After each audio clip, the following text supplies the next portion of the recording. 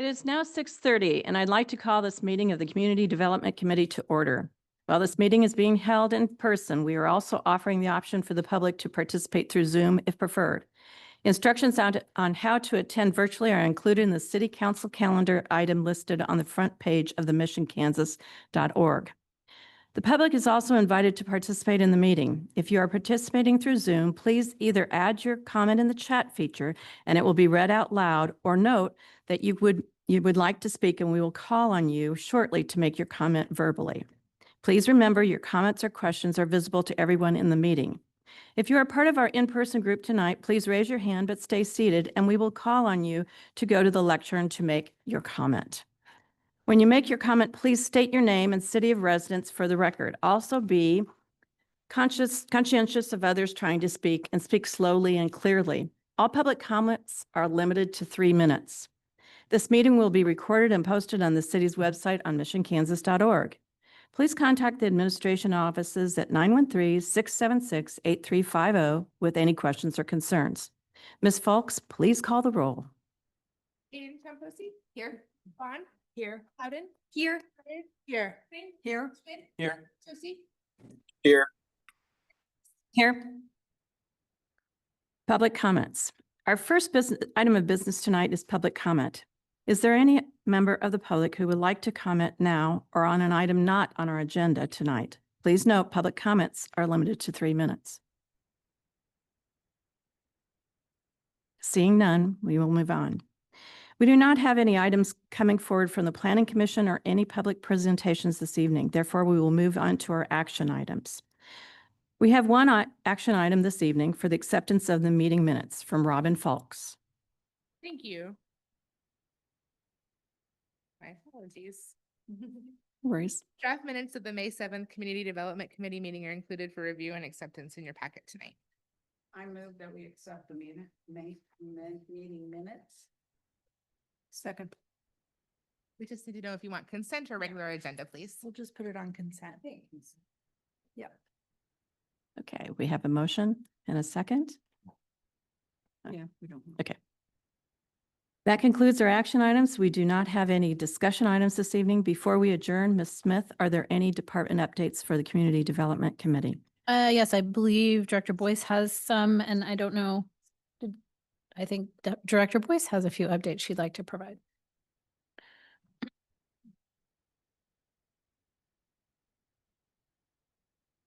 Yeah, have quite a few.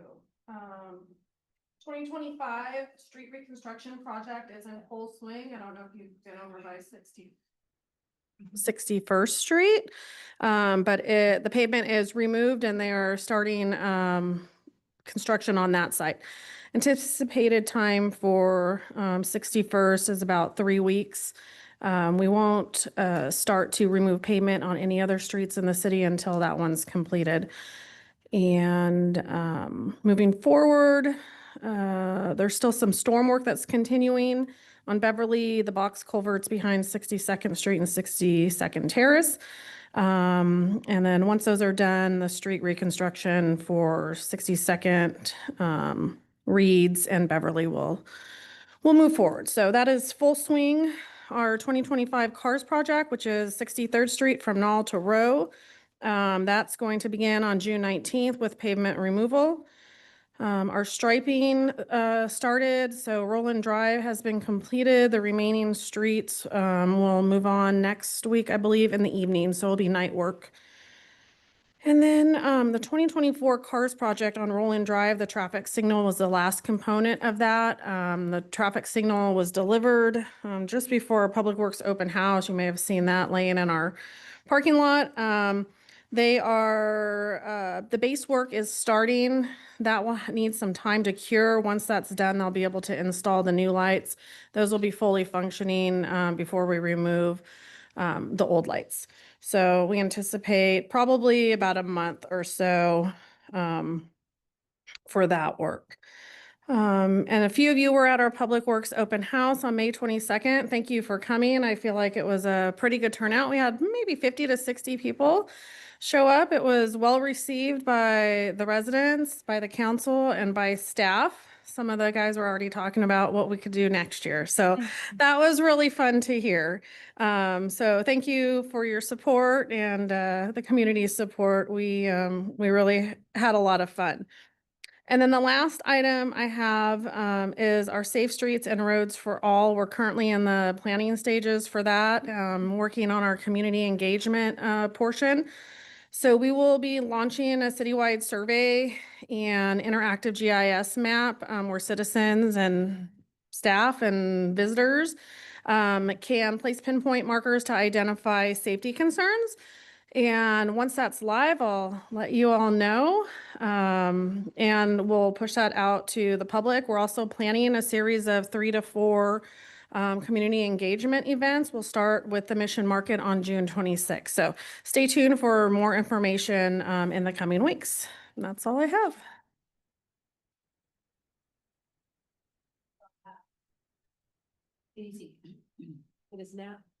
It is now 6:36 PM, and with no further discussion, that concludes the meeting of the Community Development Committee.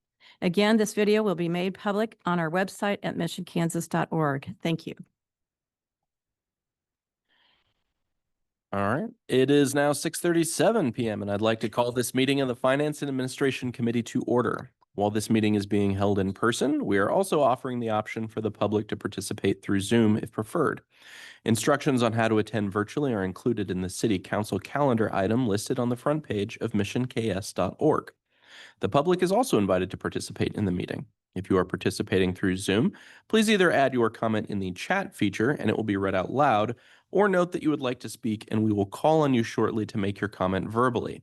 Please remember your comments or questions are visible to everyone in the meeting. If you are part of our in-person group tonight, please raise your hand but stay seated and we will call on you to go to the lectern to make your comment.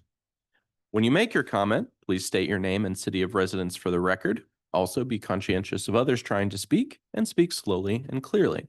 This meeting will be recorded and posted on the city's website at missionks.org.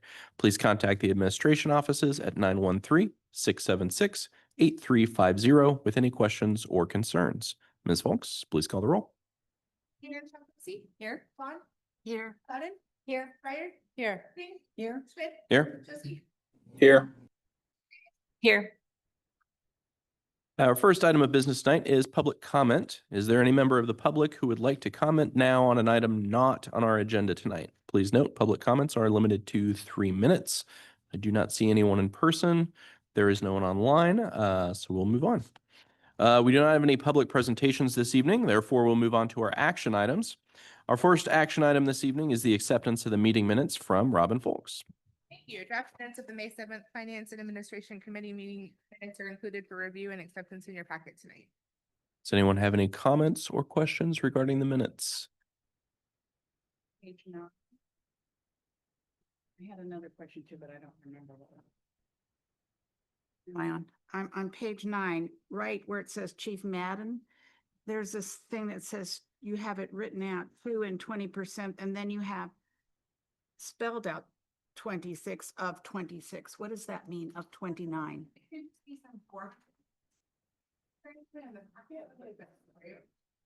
I'm not sure if that's a typo, if that really was something. Yeah, no problem. Let me get that opened up. Was it a typo? She's looking. Oh, sorry, I cannot hear sometimes. It's the It's fine. It'll just take a second for it to open. bottom paragraph, second sentence. That's poor proofreading on the city administrator's part. So last paragraph on page 9, third line, there needs to be a period after 20%. And then we can say 26 of 29. Yeah, that's what I I, will make that edit. Thank you. thank you. And then I move to approve the minutes, unless anybody else has any comments.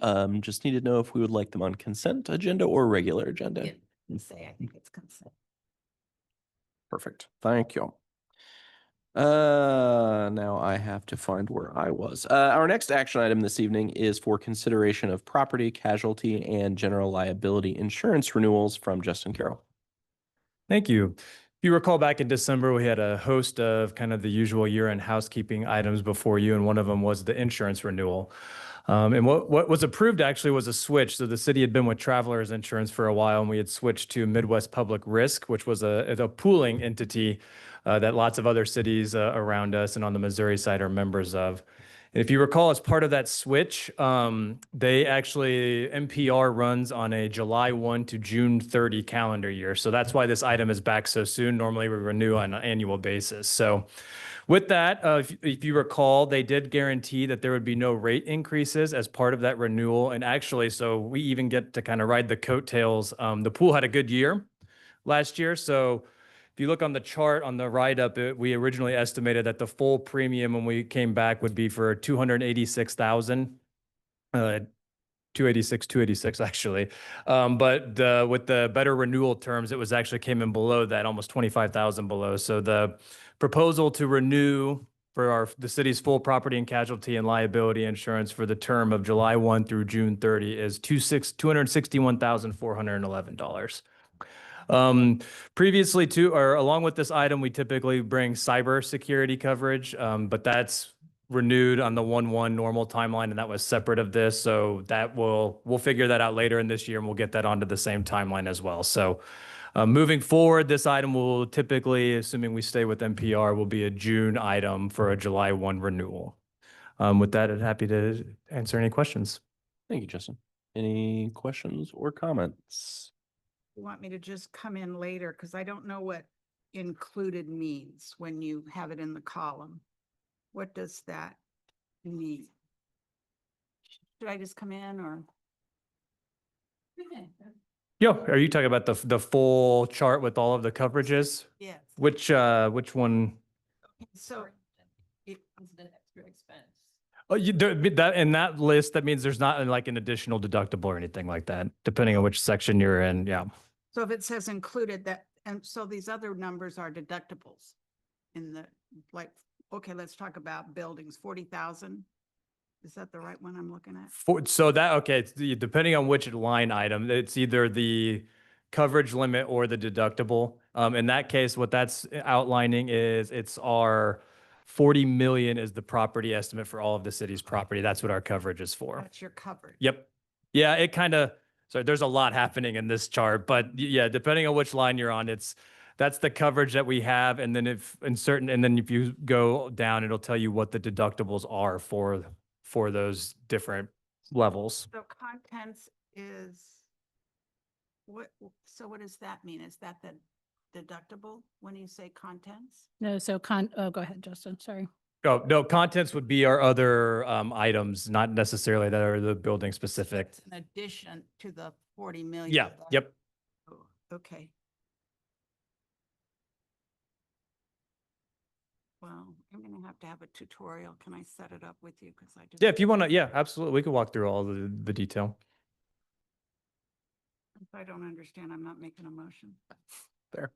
Any recommendations from anybody else then? Move to consent. Consent? Okay, thank you. Thanks, Justin.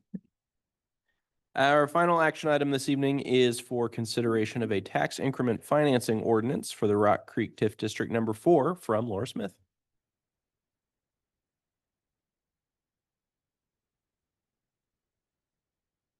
Yes, good evening. You may recall that we talked previously, we had a special meeting to call a public hearing on the tax increment financing project plan. That hearing has been set for your June 18th, 2025 City Council meeting. And so in advance of that, we have continued to have discussions with Millhouse developers regarding this project. And I think when we originally introduced that resolution, this is a new sort of approach for us and a new concept. And I think there was a little bit of confusion about what we were doing. So I want to just kind of touch briefly on what this is and kind of the final proposal, if you will. We've had a lot of back and forth conversations with Millhouse. I have not heard from them in advance of tonight's meeting. I know they are down to the wire in terms of making a decision about whether or not the project will move forward, and particularly because of some of the upfront costs that have increased since they negotiated their tax abatement package. One of the things that this TIF project plan is predicated on is the fact that there are significant infrastructure relocations in particular that need to occur in order to accommodate the project. And that includes water line relocation, sanitary sewer relocation, and stormwater relocation.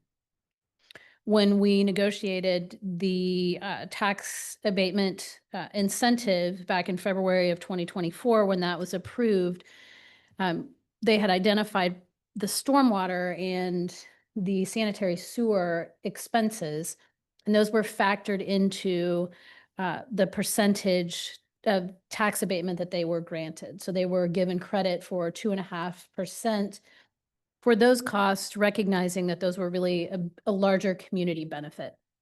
So that kind of pushed them at that point to the full 75% tax abatement allowed under the council and the city's tax abatement policy. So those things were factored in initially. Since that time, they had identified some additional water line relocations that needed to occur and will need to occur regardless of who develops in that area in the future. The water line is in good shape, but the location of it, and I think we talked briefly about this, as we are approving projects with buildings that are built up to, right, essentially the street frontage, the water lines estimated and anticipated much larger setbacks and easements to accommodate those kinds of things. So the water line is not in poor condition, but it's not in a location that would allow for this building. So we really looked at a variety of options and discussions about whether or not, I think back in April, perhaps Devin Coffey of Millhouse was here and kind of we talked about a variety of things. Council at that time indicated some consensus around making potentially some changes to the performance agreement, which would include eliminating the 1,500 square feet of retail that had originally been included in the project and converting that to live work units. We looked at deferral of the park payment that was to be made. That was a $500,000 payment that was just coming to the city. We had potentially deferred that to an IRB origination fee. Planning and building permit fees, they had asked for either waiver or deferral.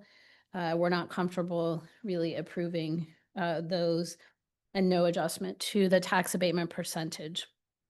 So where we kind of landed and where our attention has been focused is we have 3 of the parcels for this project are currently within tax increment Rock Creek Tax Increment Financing District number 4. So that includes just the parcels on the south side of Martway. That TIF district has been in place since 2006 and has been accumulating a small amount of increment over time. There's about 100, the last distribution that we had last week, I think we have about $160,000 that is sitting in that TIF fund. The city submitted a TIF project plan, which suggested using those revenues to essentially reimburse the Millhouse developer as a part of the infrastructure work that they're doing. The stormwater lines in particular will be the city's responsibility going forward for maintenance and or replacement. So we do have a vested interest in the infrastructure in this area, which obviously in this case would immediately benefit the Millhouse project, but would also benefit any future development in that area. So at this time, we've been working again to try to come up with specific language and amendments to the performance agreement with the Mission Beverly LLC for their project that would include, again, extending the collection time period.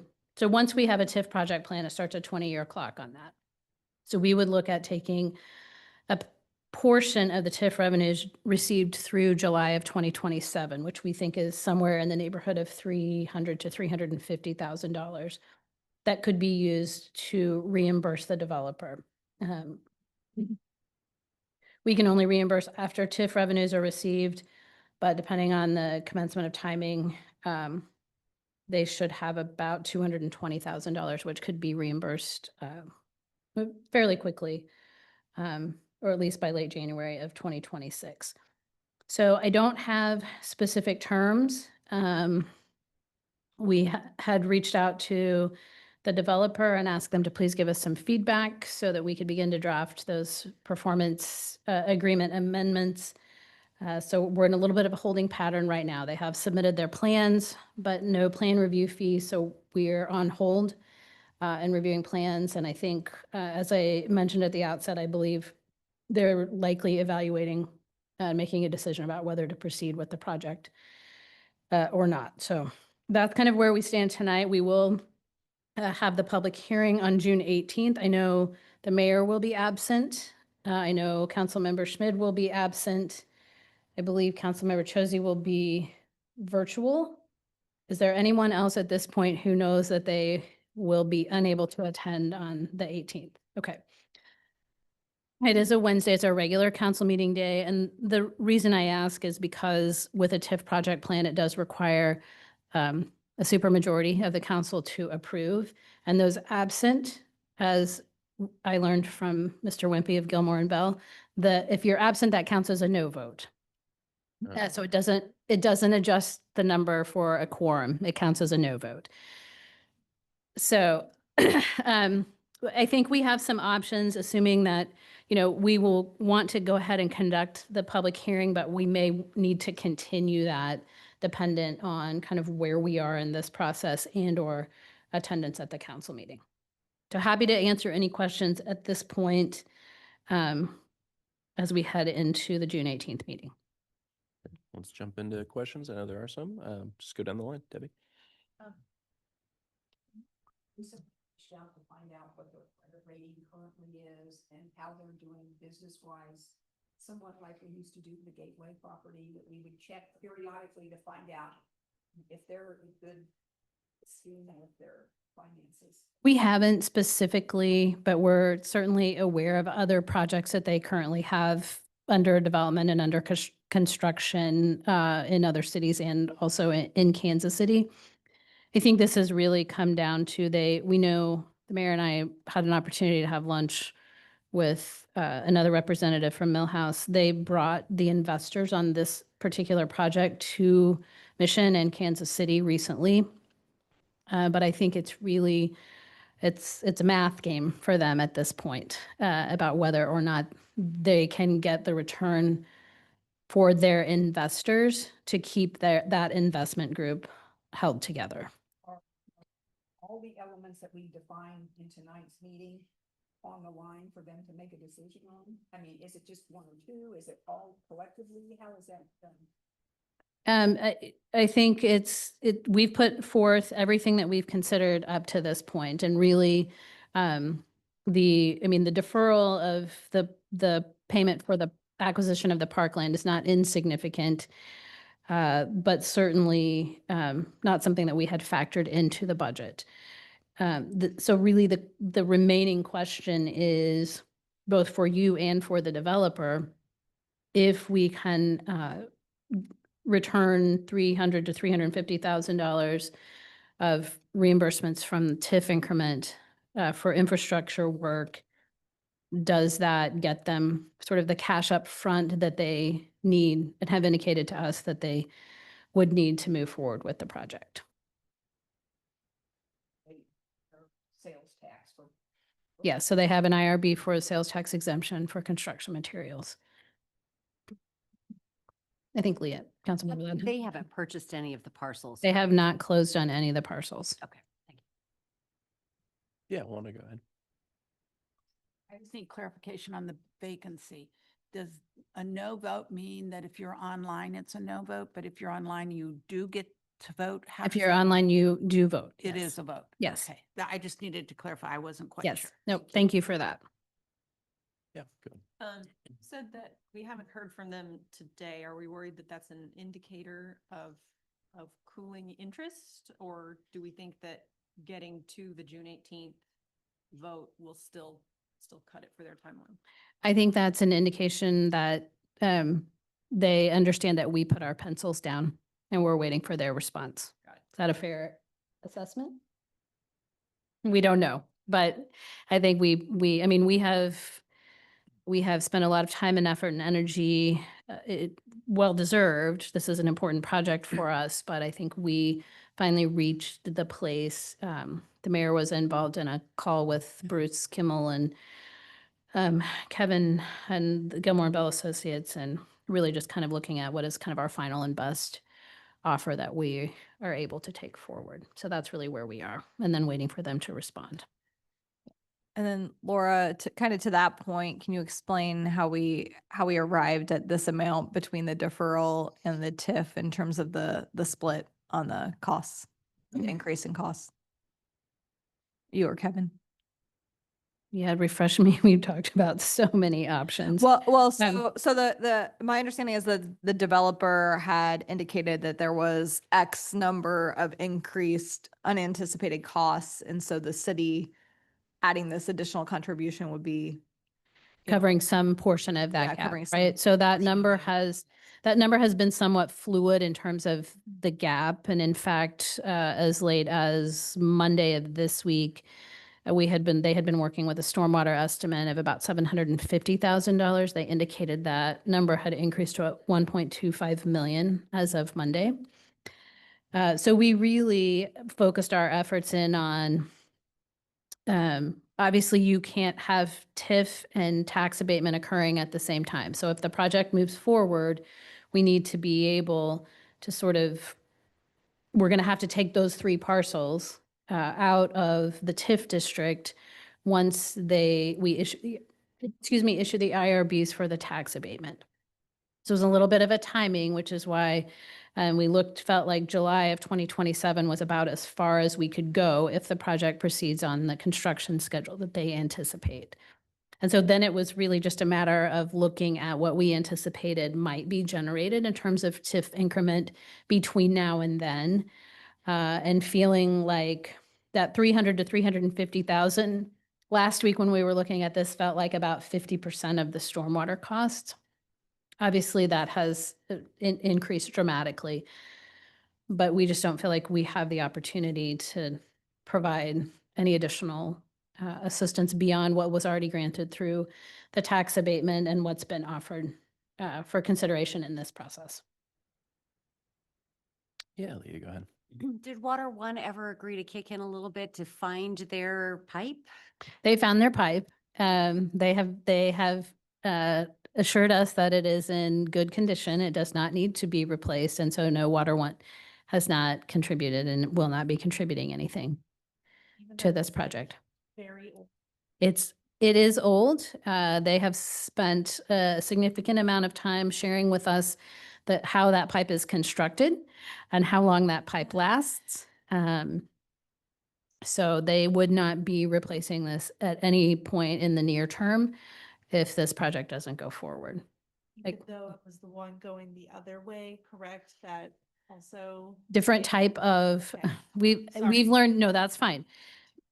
All legitimate questions. We've learned a lot about that the pipe on Outlook that had the failure was a different material than this pipe that is going, even though they are sort of feeding into and out of the facilities at Waterworks Park, they are constructed of very different materials in terms of their lifespan and maintenance. Apparently the 1970s was a bad time for stormwater pipes in terms Yeah. of the materials selected. This is more of a wired concrete. I forget the exact terminology, but they had done a condition assessment was what Water One indicated to us on this pipe recently. Yes. It like doesn't compute though, because it's on private property. Like, I don't know. Anyways. It's not, it would not be, again, this goes back to the size of the pipe. They would typically want to have an easement of a certain size on either side of that pipe. I believe that exists, except when you look at pushing the building to the street and the building line, okay? So if the buildings were sort of built where they are currently, we wouldn't be relocating this line at all. It is, and that was an option I will tell you that Millhouse looked at initially, was redesigning the building entirely to essentially alleviate the need for that relocation, but it reduced the number of units so dramatically that it really upset kind of their pro forma and their projected revenues and cash flow. I think translation is no. So- Correct. I have two questions. First of all, okay, now I just have one because I forgot one. So how far do we get in the process before, like, let's say they decide, yes, they want to go through with this, things get signed, and then the cost of materials go up because of maybe tariffs, who knows? Would that stop this? Or once we get this thing settled, would that be the end of negotiations and we're good to go? Well, I think those are two separate questions. Would this be the end of negotiations? Yes. Are we good to go? Who knows? Until it actually happens. What we have assessed, and this is based on our conversations with Millhouse, is they will be required to pay somewhere between $500,000 and $600,000 upfront to Water One if they're going to proceed with the project. And that is inclusive of materials and the labor costs. And because there's about a 6-week lead time on the materials that are necessary. And Water One does its own work. And right? Water One does its own work. So they are scheduled with that to begin the water line relocation tentatively around August, the August timeframe. I think it is our belief that that's where Millhouse is. Because they will not have the opportunity for a refund if they make that payment to Water One. And so I think that's, if our conversations with them hold true, they indicate they've spent close to $500,000 now to get to this point in the process. So they're deciding, do we spend another $600,000 to take that next step? We're protected unless if they take that next step and make that investment, then they close on the properties that we feel like that's what really gets the ball rolling. And then obviously we reimburse for work that happens. We don't upfront money to them in that process. And I remembered my second question. Okay. Would you refresh my memory? Is it 3 or how many stories is this? It's 4 stories on the north side of Martway, 3 stories on the south side of Martway. Okay. So when you look at it from a project standpoint, does that count then as residential or commercial? Code wise? Code wise, the buildings on the south side would be considered residential. And on the north side, I believe those will be commercial. Thank you. Let's go back to the yes, no. What if it's no? I mean, where do we go then? What's the city? They're looking at selling selling what they've invested so far? Or We won't, there won't be anything for us to do. So this is one of the reasons that we ask any developer who comes and makes the request for incentives to do the pre-funding agreement. And so they escrow funds with us to cover the costs of our financial advisor and our bond counsel and the work that we do. So they did that long ago when they first came to the city. And if it doesn't go forward, then, the project won't happen. And we haven't sold the park. We haven't deeded the park. And so we would just remain, the park would remain as part of the city's park inventory. And then you would wait for another. So we really are not out, if you will, an investment at this time. I see a hand. Yeah, okay. I'll get a lot of theoreticals, I'm sorry. But Okay. let's say, okay, they move forward, they've made the payment to Water One, which is like, they don't get a refund, obviously. But then something happens, I don't know, they can't pencil it any further, but we've already given them the park. There's a provision that if the project doesn't proceed, so right now, the deferral would be, they would pay us $25,000 upfront for the park when we transferred that deed, and then the balance, so the 475,000 would be deferred to the time of the IRB origination fee. The current agreement, and it would be rewritten to look at this deferral, but it allows for the city to purchase back the park at the price that we paid them for it. So we aren't out, we get the park back, we just pay what we wanted. So we wanted to keep that amount that was paid initially. $25,000 isn't insignificant in our budget, but we didn't want to have it be some large number that we might need to go looking for in the future. But we would have the ability built in already to retain or recover that parkland. I figured you had built in language and it's gonna. Well, it's just been a long time. I mean, we last looked at the terms of the performance agreement in February of 2024. So, Thank you for the reminder. yep. Any other questions? No. So this would be, you'll have a public hearing, obviously, which will be at the outset of the agenda on the 18th. And then the remaining items, assuming that we have those for your consideration, would be on the regular agenda. And as I said, depending on what feedback we have from Millhouse as well as attendance, we may defer action to some future date. Thank you. And I think we just have the one discussion item this evening regarding the 2026 budget and 2026 to 2030 capital improvement program. My favorite time of year. You guys will get tired of me between now and August. We are starting our conversations, and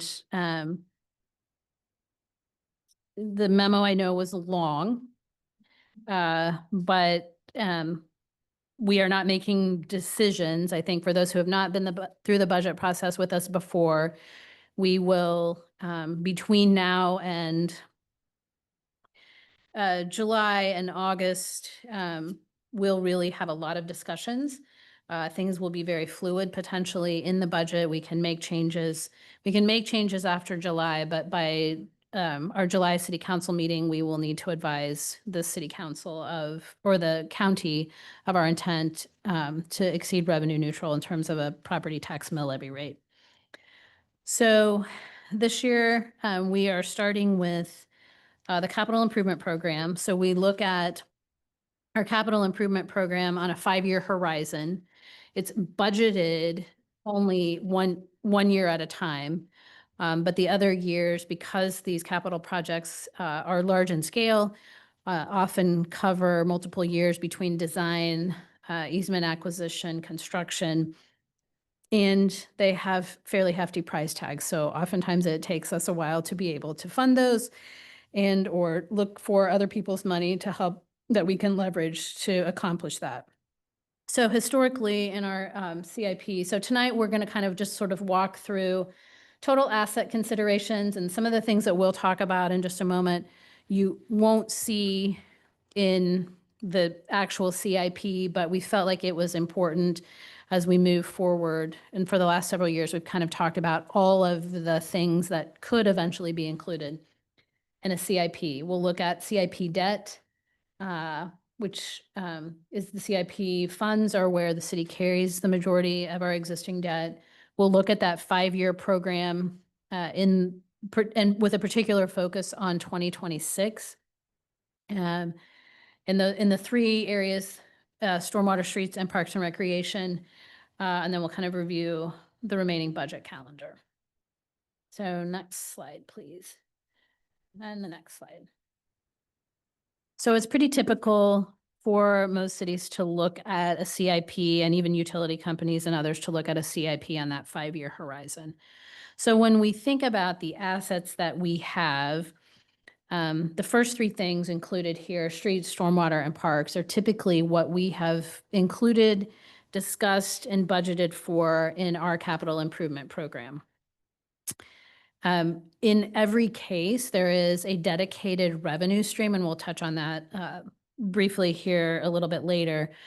But there's a dedicated revenue stream, and it's been important for the council really over the course of, I would say, the last 20 years or so. That started with a stormwater utility fee. We've had a dedicated now street sales tax and a dedicated Parks and Recreation sales tax. That's been important for a variety of reasons.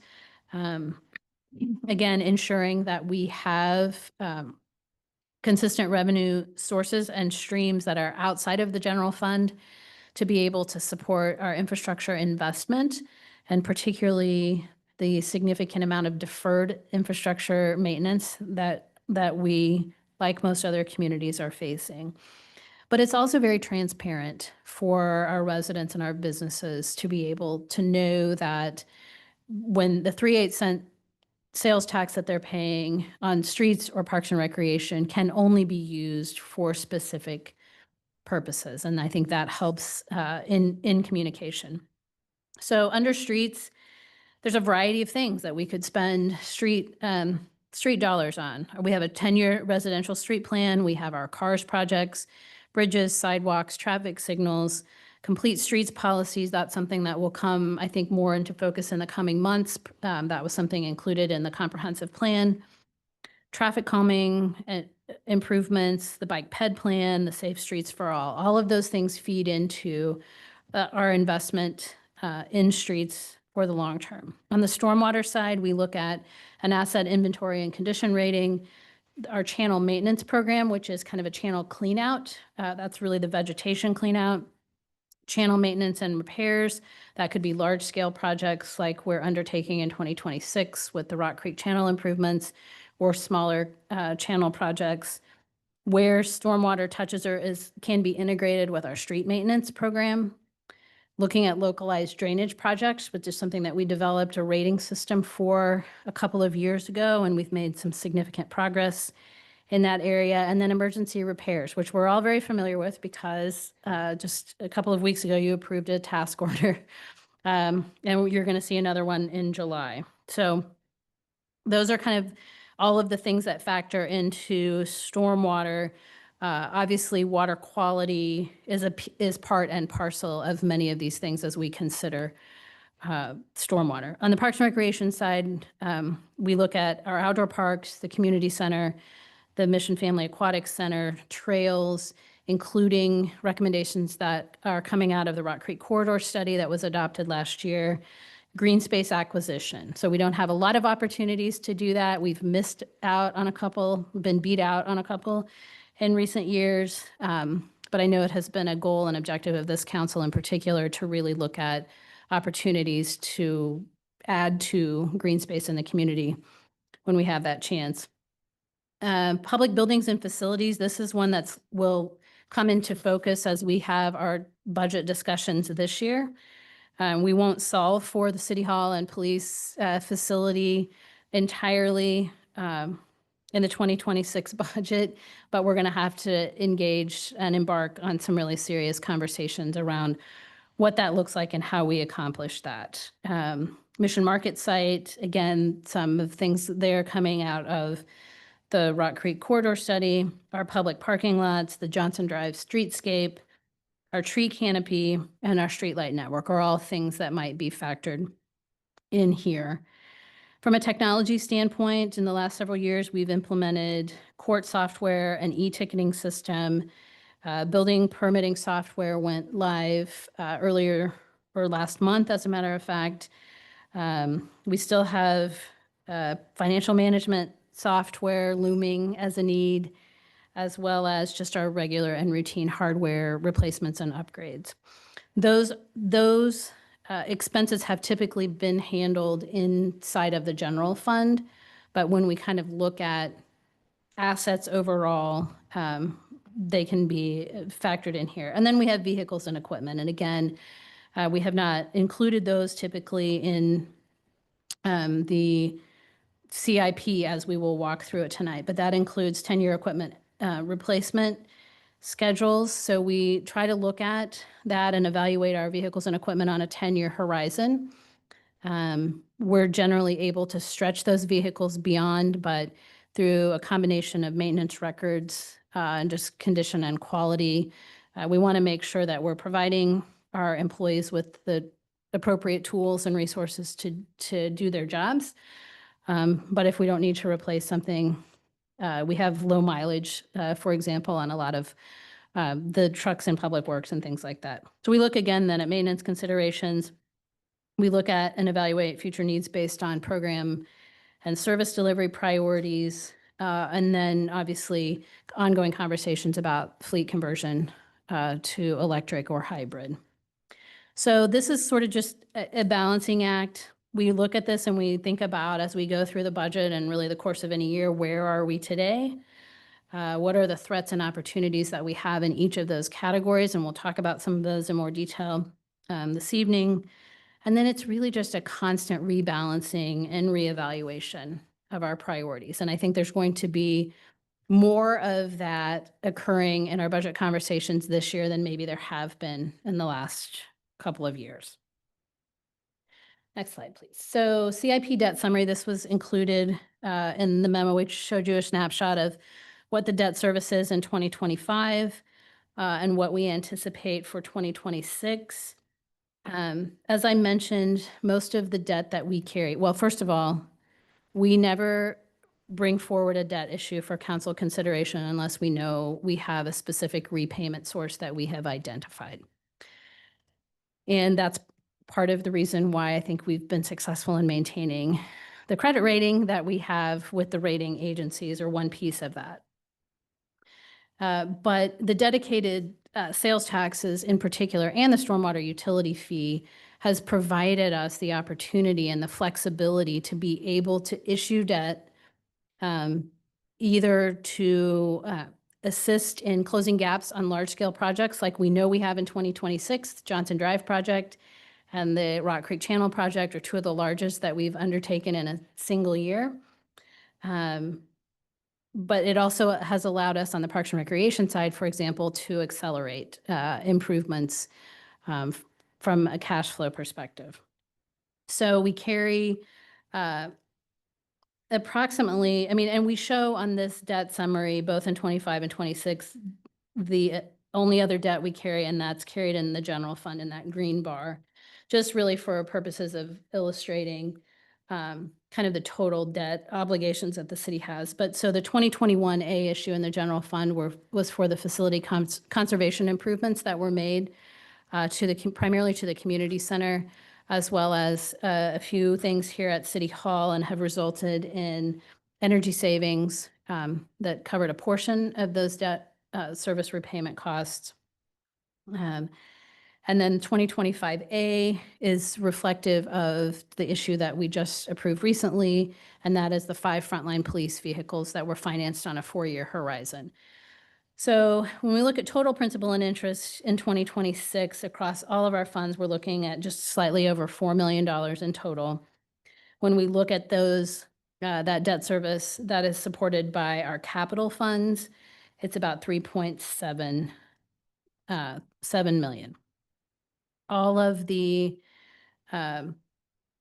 well, the other thing as we look at, and we'll touch on this when we get into some of the street program in particular, is we're reaching that point in our 5-year CIP where we're going to be bumping up against expiration dates on the dedicated street sales tax and the Parks and Recreation sales tax.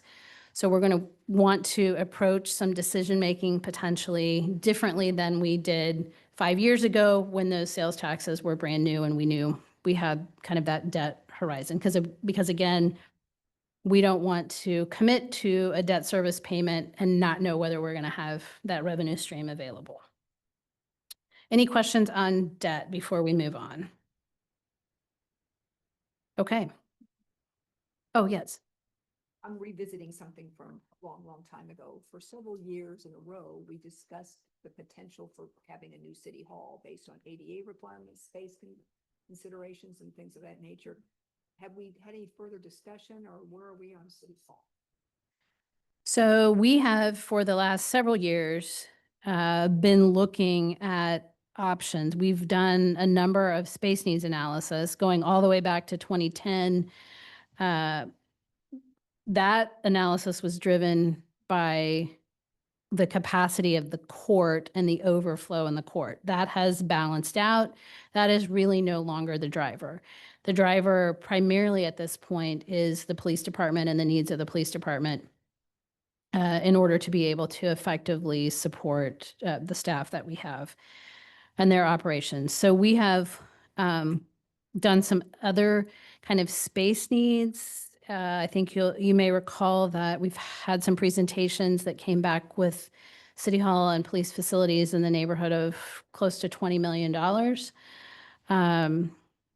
We've researched some other existing buildings that exist in the community and looked at being able to convert those.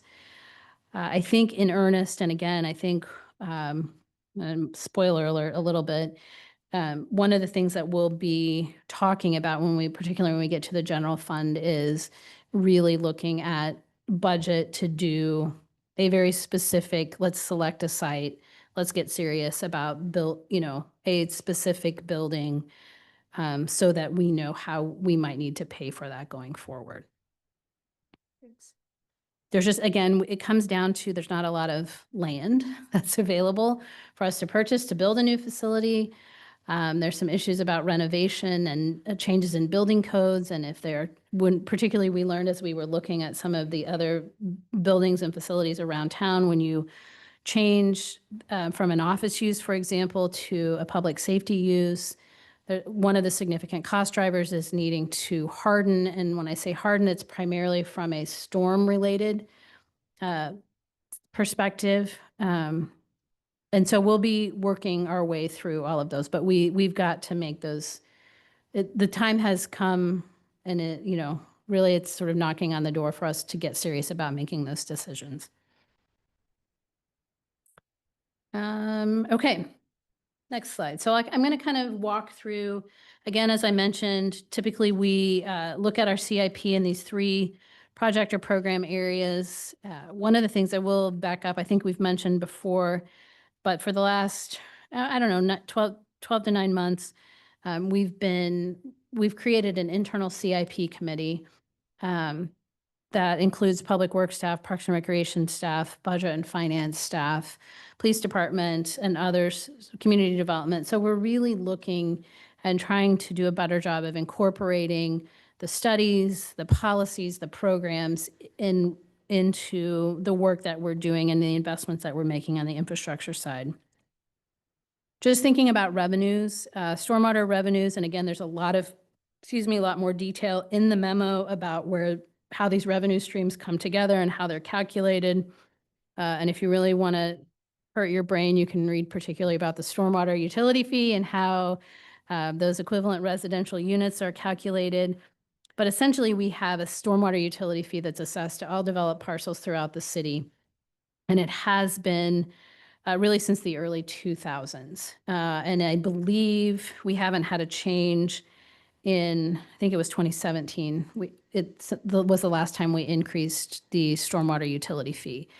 Those revenues are intended to support repair, maintenance, enhancement, improvement of the stormwater systems citywide, and that really everybody is contributing into that process, including we essentially pay ourselves back a stormwater utility fee on the city properties that we own.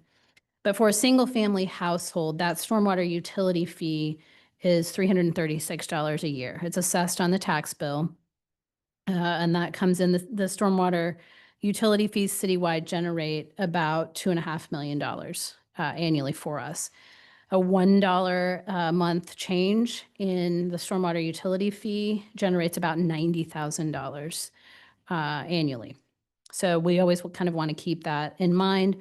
As we move into the general fund and we really start looking at a comparison of, for example, the tax and fee burden on a single family property owner in the community, we do have one of the highest stormwater utility rates and fees in the area, but we also have some of the most significant stormwater needs, particularly after a large portion of our community was put in the 100-year floodplain back in the early 2000s.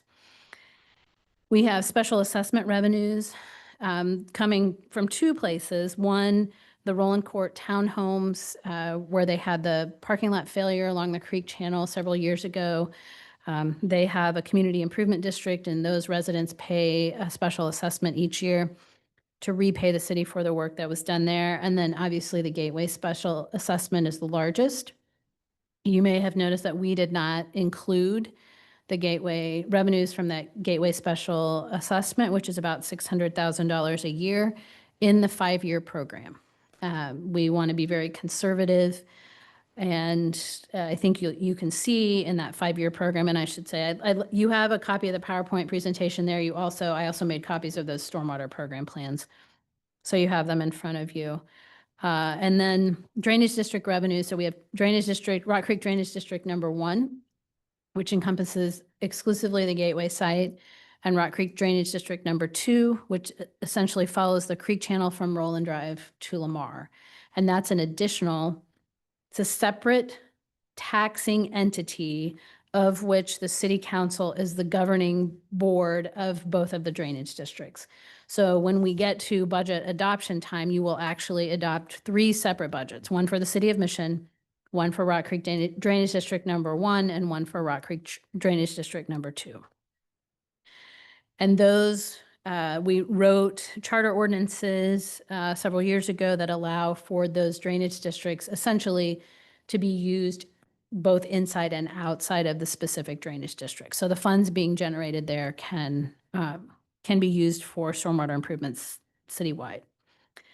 In 2026, we have about $4.2 million of other revenues coming into the capital improvement program, and that is effectively the SMAC reimbursement, primarily for the Rock Creek Channel project. So that's a big revenue year for us from the stormwater perspective. I'm going to get through revenues and expenses and then kind of come back and highlight some of the challenges or things that I think we need some additional discussion around in all of these areas. On the street revenue side, we get a gas tax distribution from the state of Kansas. We have the 3/8 cent retail sales tax, which will sunset in March of 2032. So this year, the legislature now prohibits us from doing special mail ballot elections. We have historically looked at the sales tax and put the sales tax on a mail ballot election. Going forward, those will have, well, assuming there's not a change by the time we get to 2032, those would need to go on a regular election, which is fine. We can manage that and manage the communication. But we, again, both for parks sales tax, and so it's a 10-year horizon for a dedicated sales tax. We can't go beyond that without going to voters for renewal. So we'll want to talk, not so much this year because it's a little ways out, but we may want to talk about again as we look at some larger projects as we get closer to years, maybe 3, 4, and 5 in this capital improvement program about, do we want to renew a little bit early so we have, right, the confidence and the ability and the knowledge that we either do or don't have those sales tax revenues. And then we have, for the last several years, dedicated general fund property tax dollars to street repair and maintenance. And it, for the last several years, has trended to be about 40% of property taxes that are generated in the general fund. So our annual local revenues on the street side are about 2.6 million. In 2026, our other revenues or other people's money is about 8.9 million. The lion's share of that is $6 million in a surface transportation block grant program for the Johnson Drive project, as well as 1.8 million or so in cars, also for that Johnson Drive project. And then on the Parks and Recreation revenue side, we have, again, a 3/8 cent retail sales tax. That sales tax expires in March of 2033. And then about 1/3 of alcohol tax distribution that's coming from the state. So 1/3 goes into the general fund, 1/3 goes into a special Parks and Recreation fund, and 1/3 goes into a special alcohol fund. So our annual local revenues are about 1.35 million, and we don't have any other additional revenues or other people's money anticipated to come into the Parks and Recreation program in 2026. If we then kind of just flip to expenditure highlights, on the stormwater side in 2026, we anticipate we're going to spend close to 11.32 million, which is a lot of money. Now, remember, we got 4.2 million of other people's money coming into that, but the Rock Creek Channel improvements, Maple to Woodson, we have about $600,000 of maintenance projects, some of which were identified with some of these emergency repairs. And then our stormwater debt service at about 2.3 million. On the street side in 2026, we are expecting to spend about $15.23 million. You know, the numbers are big this year. Again, we have our annual residential street maintenance program, the Johnson Drive project from Lamar to Metcalf, miscellaneous repairs and striping, and our street debt service at about almost $1.1 million annually. On the Parks and Recreation side, that number has actually come down the last couple of years between the improvements that we've done at Mohawk and Waterworks Park. That number has been significantly higher. We've taken a little bit of a breather. In 2026, we're really looking at about 1.96 million in Parks and Recreation expenditures. And again, we'll kind of dive into some specifics here on that in just a moment, but we're looking at the largest expenditure anticipated, and it may push another year, is roof replacement at the community center. We will also be evaluating the feasibility of solar as a part of that roof replacement. Backboard replacement at the community center, parks, maintenance. You may recall that last year we shifted both personnel expenses and contractual and commodity expenses in the amount of about $225,000 annually to the Parks and Recreation Sales Tax Fund, specific to maintenance of our outdoor park system. And then Parks and Recreation debt service, which is, excuse me, just a portion of the 2022A issue that we used to upfront the Mohawk and Waterworks Park improvements. Let me switch gears a little bit and before we talk about, well, we can talk about key performance areas. I left this slide in here just as a reminder. These are the key performance areas that we looked at a couple of months back and we didn't make really any changes, but I think it's important to include them as a part of the CIP discussion. And again, we'll talk about them more holistically and comprehensively when we get into the general fund as well. But if you think about the investment, it's easy to say, oh, well, the CIP just really contributes to the infrastructure performance area. And I didn't update this. It still says outcome statements. And I think we agreed that those were more value statements. So I'll update that going forward. And Parks and Recreation. But if you really look at all of these and think about the investments that we're making through the capital improvement program, it's contributing to infrastructure, it's contributing to economic development, it's contributing to sustainability, Parks and Recreation, and our municipal operations. So really, this program is touching all of those key performance areas for us. And as we go through, we'll tie more specifically specific expenses in the 2026 budget to each of these key performance areas so that we can kind of help communicate the investment that's being made in each of those. So you can stay on this slide because the next one makes it feel like we're ending and we're not quite. I will try to go through quickly. So a couple of things that I wanted to touch on in each of these program areas. Again, not necessarily anything that we need to solve for in the 2026 budget, but just things to kind of think about as we move through and forward. I know that one of the things, some of the questions that I had when we brought forward the task order a couple of weeks ago for that emergency repair was, well, didn't we know that pipe section was already failing, right? We went back and looked at 2023. Yes, we have a significant amount of failing or failed pipe throughout the city that has been identified through a variety of inventories.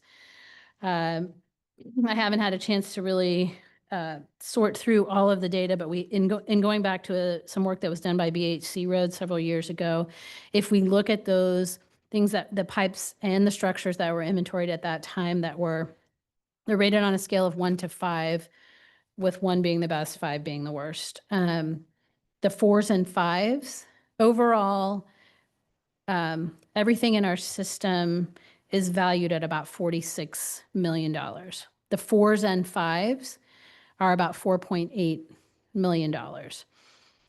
We're in the process of continuing to do some updates on the condition of that.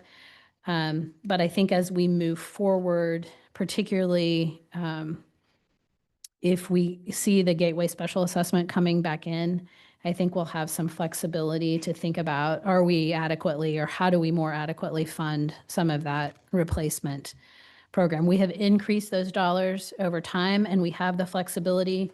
And if you look at kind of where we stand in the current stormwater project plan, we do have some pretty healthy fund balances at the end of the year.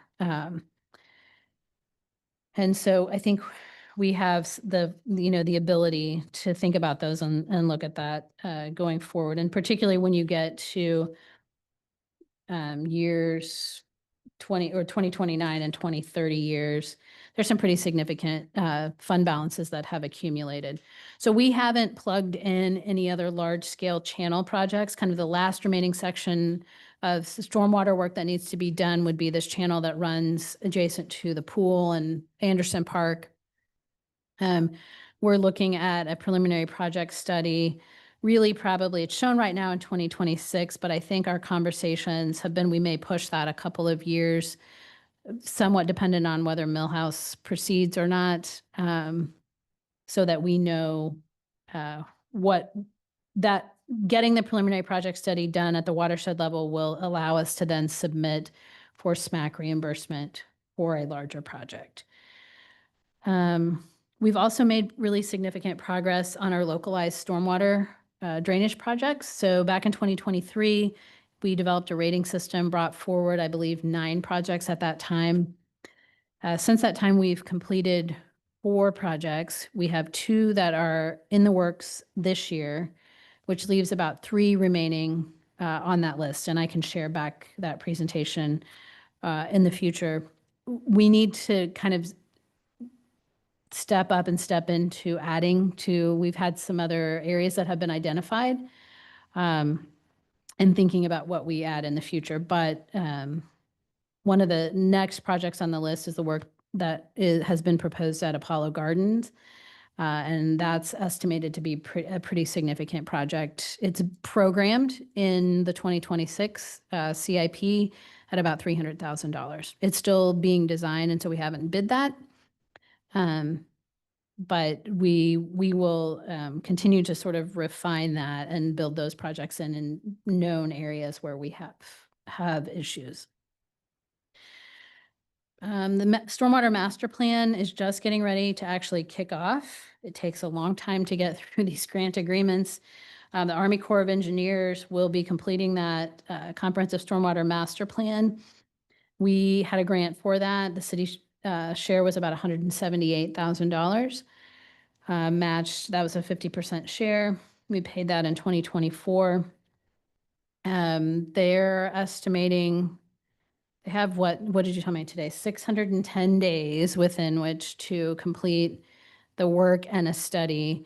But Stephanie's pushing them a little bit to see, is that just a generic number regardless of your community size, and that perhaps in a smaller community that timeframe can be shortened. But again, I think we're anticipating a kickoff in the next couple of weeks, and so we'll have more information about how long that will take, and then really when that information will be available to start factoring, for us to really start effectively factoring that into the CIP. When we look at the street program, I think the challenge, if you look at the street program plan and kind of your worksheets, and my favorite line is the bottom line of those ending fund balances. We're positive through 2027, and we turn upside down in 28, 29, and 30. We have to balance the budget that we adopt for the current or upcoming fiscal year. But it's important for us to be able to show negative fund balances, particularly in our capital improvement program, because it helps us understand the challenges that we have to solve for and the amount of time that we have to solve for those. And so a couple of things that are really driving those negative fund balances in the out years are CARS projects. So we have typically applied for and taken advantage of CARS dollars in every year. But if I go back to when we put our residential street program in place, one of the things that we talked about was we were dedicating roughly $2 million a year to the residential street program, but that we still didn't have the balance quite right for the larger CARS projects that we need to do. So these are shown as placeholders. We've started internal discussions about we may have to slow down the work that we're doing on CARS projects in order to be able to balance our street program effectively. And one of the first things that you'll see in 2028 is the Martway project, which is Woodson to Roll and Drive. That number that is shown there, we believe to be light because it doesn't include any of the improvements to Martway contemplated in the Rock Creek Corridor study. So we're going to have to step back, redesign some of those things and kind of move forward. So again, not necessarily, we don't have to solve this problem for the 2026 budget, but I think we need to be cognizant and really thinking about how do we ensure the long-term sustainability and the progress that we're making without putting us in a position financially that feels uncomfortable or where we're stretching ourselves too far. I think on the street side, and again, you know, the blessing and the curse, we're scheduled to do an updated PCI inventory in 2026. That's the one of the pieces that drives our evaluation and our programming of streets in the 10-year residential street program. We have the philosophy of doing worst first. So the streets with the lowest PCI rating happen. You know, again, the blessing and the curse of having a dedicated revenue stream and a 10-year residential street program and being out and doing the work is everybody wants their street done. I think at the time we put that program together, probably close to 15 years ago now, at about $40 million, $40+ million of residential street needs. Primarily because most of our residential streets were not built to any specific standards initially. And so every one is a full depth reconstruction, which is the most expensive street reconstruction or rehabilitation that we have. The other thing that I think, again, not necessarily in 2026, but thinking about in this 5-year horizon is in order to protect the investment that we've made over the last several years, we need to be thinking about intermediate maintenance on the streets that have been done. So that may be some sort of UBAS or seal treatment, mill and overlay. And so we're going to have to really start to factor those things in to preserve the life and to preserve the investment that we've made over the last several years. Again, one of those things that we'll want to look at too, I think we have been applying for, so recently, or in recent years, the Johnson County Stormwater SMAC program has allowed and reimbursed for stormwater work that's done in conjunction with street maintenance. And we've been very successful in taking advantage of that. And we will continue to do that. One of the things that I think may be worth talking about is, do we want to use any stormwater dollars to match? So right now we get the SMAC reimbursement for the street maintenance, but then we're relying on the street funds to cover the other portion of that. And is it appropriate? Is it necessary? Does it make sense for us to start contributing some additional portion of stormwater funds to help offset that, right? So that helps us keep advancing the street program faster again, we have all of these competing needs, so there's a lot of options that we have. Safe Streets for All. I think Stephanie mentioned that we're really kind of moving into the public input stage. And again, that's something that will be factored into future conversations and discussions about streets and street improvements. Probably the biggest change this year, and we'll get you more detail, but you may recall that in previous years, the Parks and Recreation program sheet was 11 by 17 and 2 pages, and it kind of made your brain hurt when you tried to track it, including pens and mine and everybody's.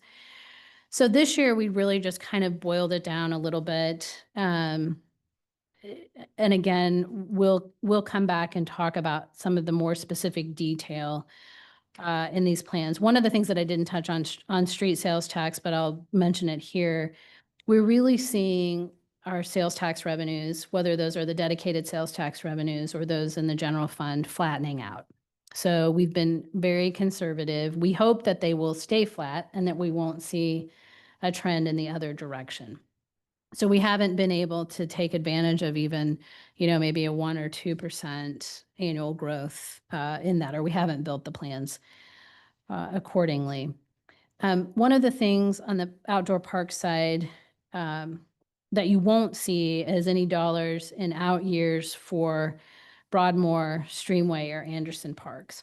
I think now that we've completed improvements at Waterworks and Mohawk Park, it probably makes some sense for us to take a little bit of a step backward and revisit some of the conceptual planning that was done several years ago to really see and work with the community to say, okay, here's what we've done.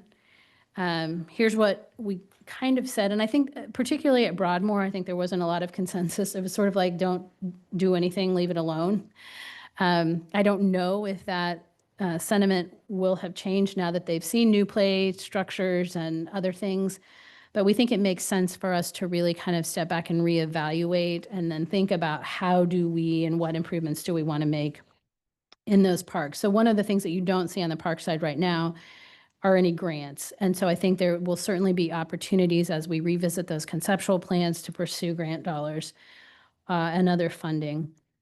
The PCC improvements, the aquatic center is really just maintenance of what is now a 10-plus-year-old asset and redo just to kind of keep it fresh and inviting for our residents. I think we had great success in your early bird sales. I think you sold over 400 early bird passes this year. So there's an interest in that. I think if you've had a chance, season is off to a rainy start, but if you've had a chance to walk past the pool, I honestly think the water looks clearer this year than it has ever in my tenure here. And I'm not a swimmer, but it looks really inviting.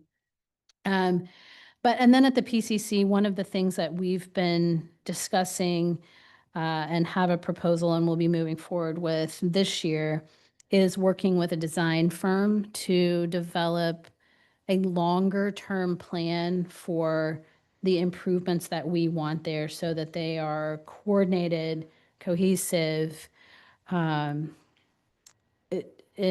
align with kind of how the aesthetics of the facility. And so that will, that scope of work will involve visiting other community centers to just kind of see what's out there, working with our Parks and Recreation staff about their competing needs, how spaces are shared or used, and then again, really kind of looking at kind of what we have planned in a CIP and helping us develop and refine and do a better job of sort of budgeting and managing those expenses. So I think we're excited about that opportunity. We're excited about the opportunity to look at the roof, although it's a huge expenditure. So there will be a lot, I think, again, in 2026, kind of, we did a little bit of regrouping in 2025, although we've continued to wrap up some of the other park projects that we have. We've also been down a facility manager's position. And so we're in the process of recruiting for that, which I think is really important to a lot of the decisions that we'll make going forward. So we'll come back and be talking a lot, I think, throughout the course of this year and into next year about revisiting park planning and how we want to move that forward. So I think with that, I'll stop. Any questions? That's really kind of all I have for this evening. But I've thrown a lot out there. I have a question. I don't know if you can do this or not, or if it's okay, or is there any way you can look at the current apartment projects we have, either pending or on the way to be done, to look at a tax package of what each of those developments is bringing in tax-wise to the city, based on capacity, based on a variety of factors, but is that even a possibility? Well, we've done some of that.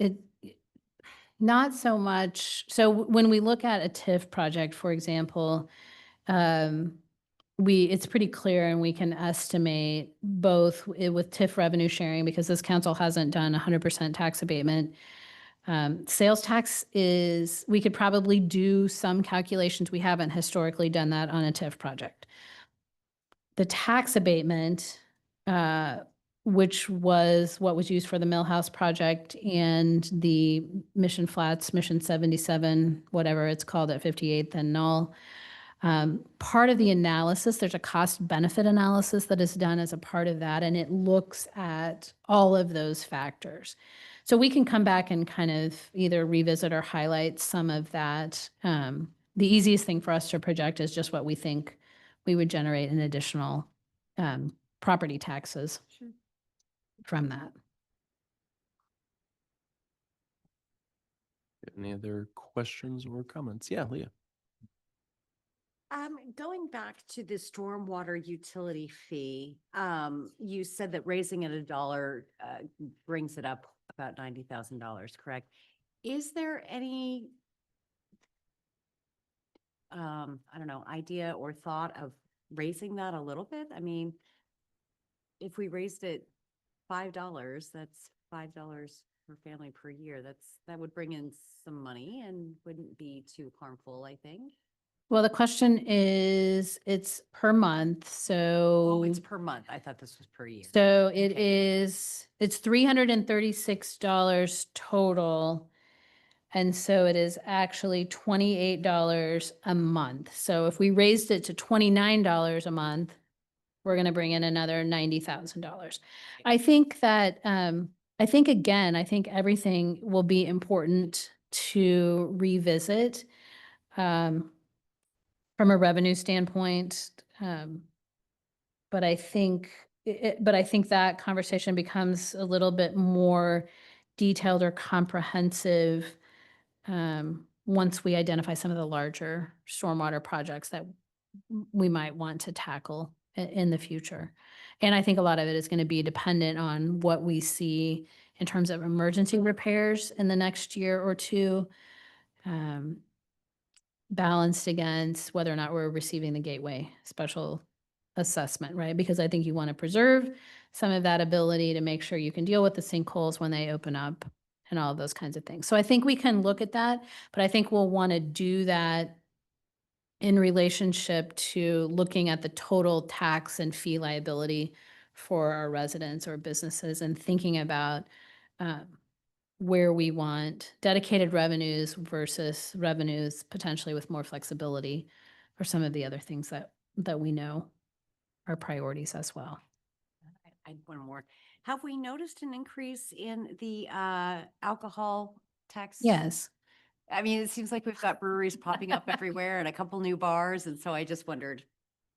Yeah, that's increased. We're estimating, I think, in this 5-year program, about $135,000 in the special parks and recreation. And just a few years ago, that was less than $100,000. So we have continued to see growth in that area. I believe it's actually Rock Creek's 5-year anniversary this week. Mm-hmm. Yeah. I think. Any other? Yeah, Wanda, go ahead. I'm just very, when you talk about the $388, does that include like apartment buildings and people who are going to occupy the new buildings? I mean, when you're projecting I'm just not sure I understand what you take into account. So $336 a year is what a single family homeowner would pay in a stormwater utility fee. They will also pay a certain amount based on the valuation of their property in property tax that gets distributed to the county and the school district and the city and yeah, right, that long list. And so properties paid, so an apartment dweller is not going to have a property tax bill or property tax liability. The owner of that business, of that apartment complex, will pay that bill to the city. And then you look at really residents in our multifamily projects driving sales tax revenues because they're shopping in our community. Let me try to understand. So if you're in an apartment, I understand that the apartment owner pays the stormwater fee, correct? Yes. So does he pay it per apartment? Is it? It's based on the a amount of building? impervious surface. So it depends on how much parking lot and how much rooftop, whether that's Hy-Vee or an apartment building. So it's looking at how much stormwater runoff is a property generating. And I get it. so if you have more green space, your stormwater utility fee is lower. Okay, I get it. But have we projected the new growth into the budget? Like the ones that We have not. I can go back and look. I think we have for the most, there are a couple of properties that as they are vacant, we have taken the stormwater utility fee off because they're obviously not generating runoff. But we can take another pass through and look and see Wait, what let me try to understand that. Just because they're empty, they don't have any runoff? the, That's hard for me. If to Torn down? if the ground, if it's vacant ground, not a vacant building. Oh, If it's a oh, vacant, I get vacant it. ground, Okay. the water hits it, it soaks in, it doesn't run off. Yeah, vacant buildings absolutely pay this stormwater utility fee. Oh, that's okay. It's a lot. And I'm happy to, I think everybody to a person sitting up there will tell you the budget's the most confusing part. And so for anybody, including you, Councilmember Vaughn, I'm happy to set aside time to walk through that. Yeah. go ahead. Sure.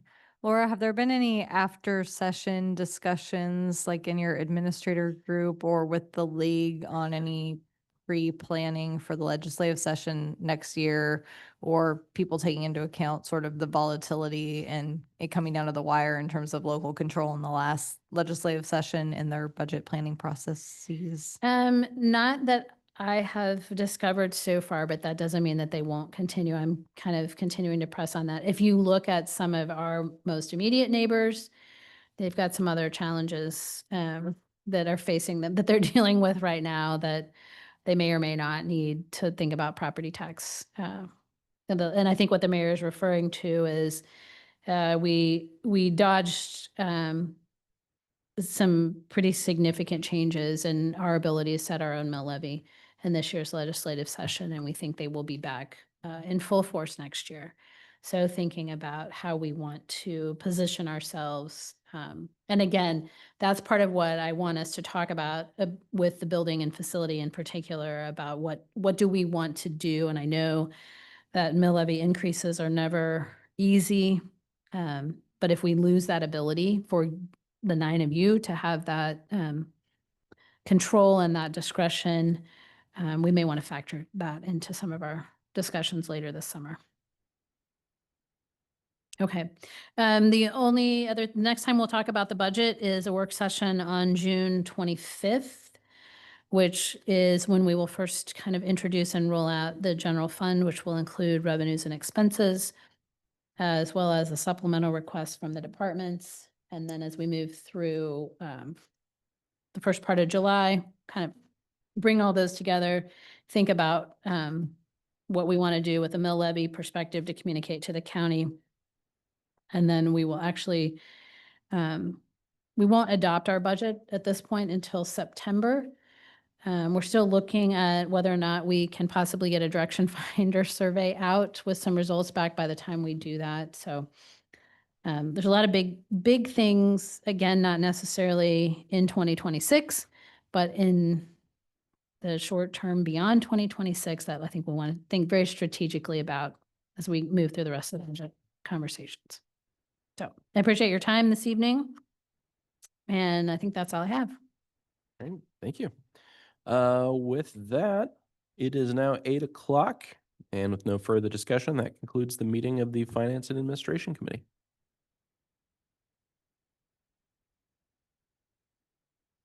Devin wasn't on by chance.